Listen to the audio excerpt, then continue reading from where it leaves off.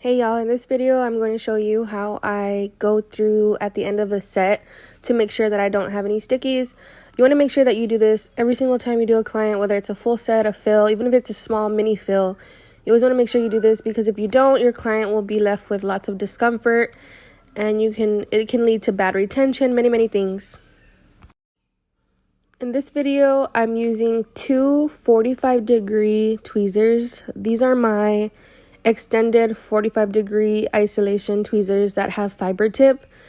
I personally love to use fiber tip because I have another video if you don't know what fiber tip is, or if you don't know like the different styles of tweezers. There's another video here on my channel that shows you that, so if you want to check that out to understand more what I'm talking about. But I like using fiber tip tweezers because they have those ridges that ensure that when you're either removing outgrowns or removing stickies, that you have a tight grip because of the fiber tip. So if you're struggling with stickies or struggling with removing outgrowns, invest in fiber tip tweezers. They're freaking game changing. So personally for me, when I do this and outgrowns, I like using either a 45-degree angle tweezer or a curved tweezer. Again, I have another video showing what curved tweezers are. A part of my brand, I do sell curved tweezers, curved isolation tweezers that have fiber tip, and then this long extended 45-degree tweezer that has fiber tip as well. And then I also have volume tweezers. But if you want to check that out, my website's www.chiclashesla.com.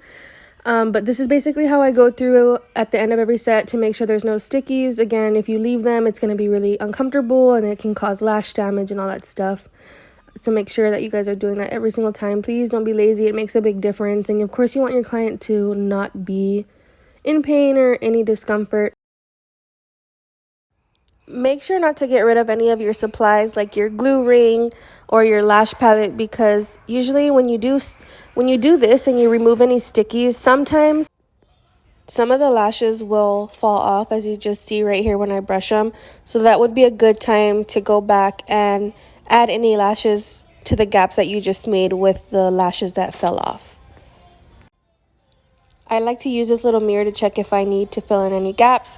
And then as you can see here, I always put the lashes about 0.5 millimeters to 1 millimeter away from the lash line. This was a volume doll using my lashes from my brand.